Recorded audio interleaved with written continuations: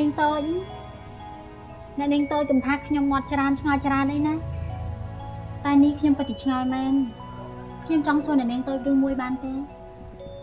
បានណាបងភីសួរមកណា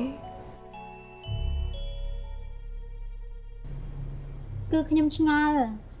តែខ្ញុំមិនហ៊ានសួរអ្នកនាងតូចគឺរឿងរបស់លោកកហបតីតាំងពីខ្ញុំមកនៅទីនេះបំរើអ្នកនាងតូចខ្ញុំមិនដែលឃើញលោកកហបតីគាត់សប្បាយចិត្តមិនទេដូចជាគាត់សំណោះសំណោករឿងអីមួយមិនដឹងទេនេះហើយខ្ញុំបានសួរអ្នកបម្រើនៅទីនេះគ្មានអ្នកណាគេដឹងឡើយហើយលោកម្ចាំងក៏នៅបន្ទប់ផ្សេងពីអ្នកម្ចាស់ស្រីទៀតបងភីបងសួររឿងនេះគឺវាល្អខ្លាំងណាស់តែថាខ្ញុំក៏មិនដឹងពីរឿងនេះដែរណាបងពេលខ្លះខ្ញុំក៏ធ្លាប់លួចសួរអ្នកម៉ែជាមួយនឹងបងភិរិតដែរតែអ្នកម៉ែគាត់មិនប្រាប់ពួកខ្ញុំទេហើយគាត់ថែមទាំងនិយាយថាមិនឲ្យពួកខ្ញុំនេះសួរនាំពីរឿងនេះទៀតតែតាមពួកខ្ញុំស្មានដឹងអ្នកដែលដឹងរឿងនេះពិតប្រាកដនោះគឺមានតែអ្នកម៉ែផាន់និងលោកពូបងតែប៉ុណ្ណោះ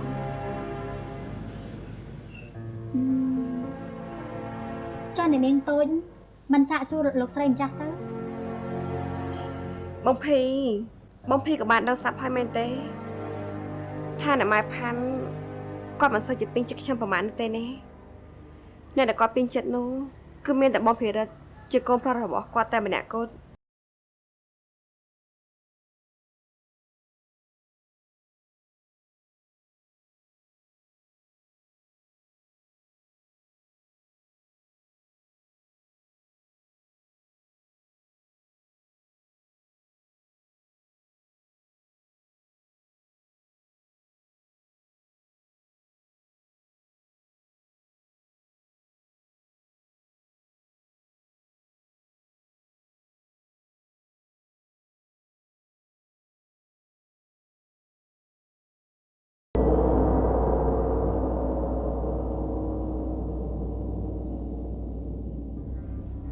លោកបងថ្ងៃក្រោយមកឲ្យដំណឹងមុនផងកុំធ្វើអញ្ចឹងទៀតឲ្យអូនសុំទោសអូនក៏មិនចង់ថ្លើមធំប្រើពាក្យសម្ដីធំដាក់លោកបងបែបនេះដែរតើលោកបងធ្វើបែបនេះដល់ណាទៀតលោកបងមានគិតដល់អូនដល់អ្នកគ្រប់គ្នាដែលរស់នៅក្បែរលោកបងអត់រឿងនោះ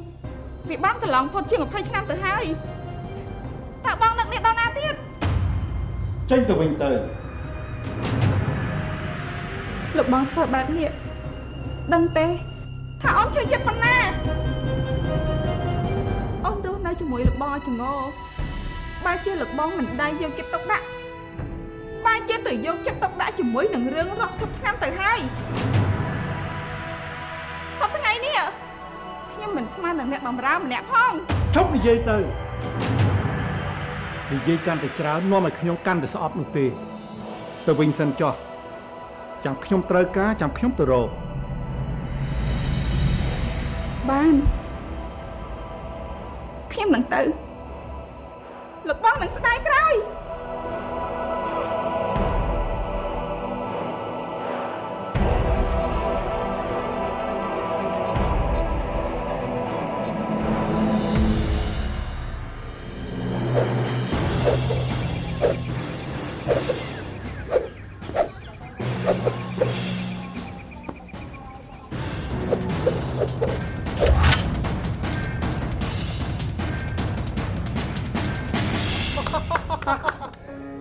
បងមើលពិតជាអស្ចារ្យមែនបងយ៉ាងម៉េចដែរប៉ុណ្ណឹងមានម៉េចលបងខ្ញុំមើលមិញណាលបងហាត់គុណមិញហ្នឹងក្បាច់គុណពិតជាសាហាវមែនលបងគ្មានគូណាមកប្រៀបនឹងលបងបានទេលបងមើលខ្ញុំថាលបងទៅប្រកួតលើក្រោយដៃគូប្រកួតរបស់លបងនេះប្រកាសជាស្លាប់ជាមិនខានទេលបង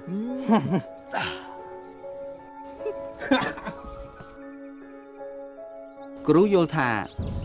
ក្បាច់នេះវាសាហាវពេកហើយនឹងជាក្បាច់រឹងងាយគេបំបែកយើងបានណាប៉ុន្តែលោកគ្រូយើងត្រូវប្រើក្បាច់ទន់ទើបគេមិនអាចធ្វើអ្វីយើងបាន លោកគ្រូដោយសារតែខ្ញុំគិតថាគេគឺជាស្ត្រីរបស់យើងដូច្នេះយើងមិនអាចបណ្ដោយបានទេទើបខ្ញុំប្រើក្បាច់រឹងបែបនេះហើយមួយទៀតខ្ញុំឃើញភូមិនៅថ្ងៃមុនគេហាក់ដូចជាទុនជ្រាយខ្លាំងណាស់លោកគ្រូនេះបើសិនជាស្ត្រីរបស់គេខ្លាំងជាងនេះបន្តិចគេប្រកាសជាដាច់ផ្ងារបស់ស្ត្រីជាមិនខានទេ